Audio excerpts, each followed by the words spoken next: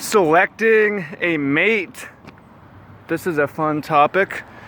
Much love, welcome in, welcome back. Trav here from San Fran. Beautiful view behind me, and let's take a walk and talk about mate selection. What traits do we want? What traits do we not want? Disclaimer, I'm young, I don't have kids, I'm just in the planning stage. Something I've been studying. If you think that I'm wrong, or you have alternate opinion or other info, throw it in the comments. Goal is always to have a discussion. So basically, mate selection. It's a thing that is going to happen one way or it's not going to happen. It depends a lot on your goals. We'll get into specifics, but from a macro perspective, probably a good idea to start off with evolutionary psychology. Understand the human animal and what we want. So whether you're a man or a woman, we tend to put a high priority on health. We want healthy people. We find them attractive, but also because they're going to live longer. They're going to have less health problems. They're going to be more reliable, chance that they're around for the kids, and so on. We also want high social standing, so that we know the person is going to be able to have resources from other people. We want intelligence, hard work. We want someone who would be a good parent, which we'll get into. And men tend to favor youth from the female because there's greater fertility potential. And women tend to favor, and again, this is not, I mean, you can dispute it, but you should look at the evidence. Women favor wealth because it's more resources to provide for the child. So that's the macro. Micro, for you, the thing to think about, and I've been having this conversation with people, this isn't the first time. What's the goal here? What do you want? Are you looking for a partner in crime? Or are you looking for someone to be the mother of your child, the father of your child, right?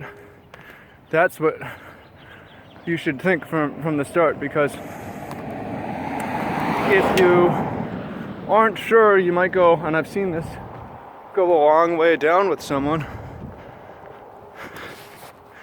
and the plan changes, but they weren't in for that plan at all. So it's something to be clear, and it's like, what do you want? Do you want a short-term experience?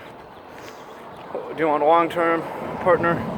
Or do you just want someone who's gonna raise the kid? So you're gonna look for different traits in this. If it's short-term, maybe availability is important.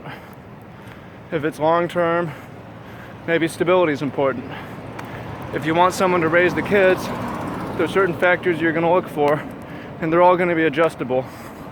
So we're going to look at some additional factors. Again, health is a given. We want someone who's healthy, someone who has good genes, someone who's going to be around. We want someone smart. But the specific mother or father traits, and you have to rank these because no one's perfect. We all lack in some areas and have advantages in other areas. Maybe some of us lack in many areas, but have advantages. Some of us have advantages in more areas. Right? Let's go enjoy this view. This seems like a nice place to have this discussion, is right here. Okay, so here's a good one. And you can test for these. I had a video about that, of like, you should be observing. Oh, let's go down here. And you can run tests. One of the most important tests is emotional stability. You want someone who is going to remain cool and collected when bad things happen. Someone who's going to pass on stability to the kids. Someone who isn't going to freak out and cause you stress. Someone who isn't going to kill themselves and leave you fucked. So you want someone, ideally, who's emotionally stable. You can test for that. To me, that's way high. You want someone who's reliable. Reliability is important because they're going to show up, take care of the kids, or they're going to, again, this depends, right? They'll show up to participate in your life or whatever. A reliability test. Do they do the things that they say they're going to do? Do they show up when they say they're going to show up? Again, you can test for that as well. That seems worth doing. Damn, this view is crazy. Let's try to get the camera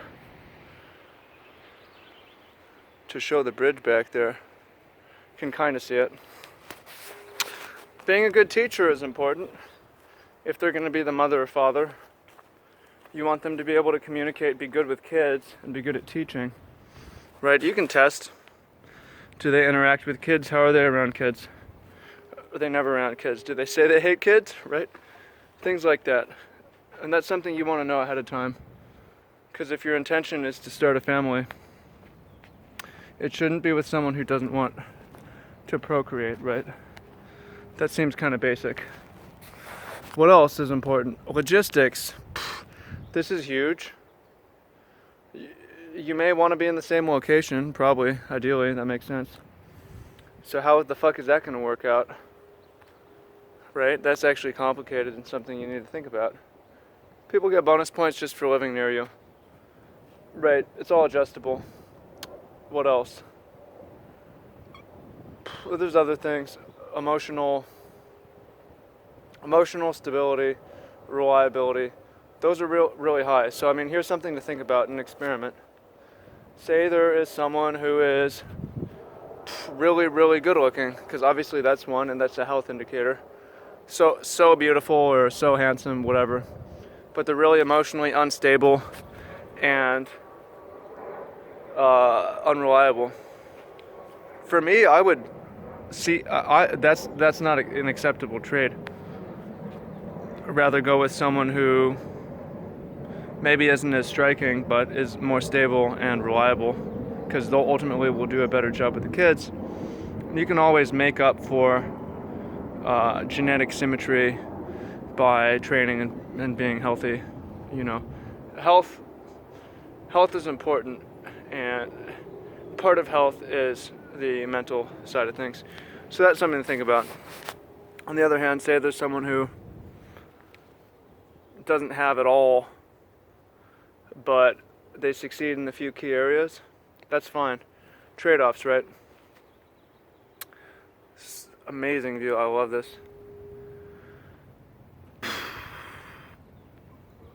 There's other things like you could do screen. They don't have the honesty is key as well.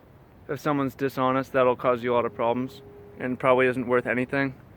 If they could have everything, but if they're dishonest, you could lose everything. So that's something to think about. So that's a little bit of the science, the Evo Psych, and a little bit of micro ranking strategies and stuff like that. And then you're gonna have different things on your list than me. You know, good conversations may be important to you, stuff like that. Sense of humor. So I'd like to hear, though, if you leave a comment down below of how you would rank these things, what is especially important to you. I think that we all are kind of looking after the same things, though, but they're adjustable based on a variety of factors. So it'd be cool to hear from you again, especially if you really nailed it, or if you really didn't and you fucked up. We all benefit if you share in the comments. So thanks, y'all. Thank you. Have a beautiful one. Stay blessed up, and speak with you in the comments.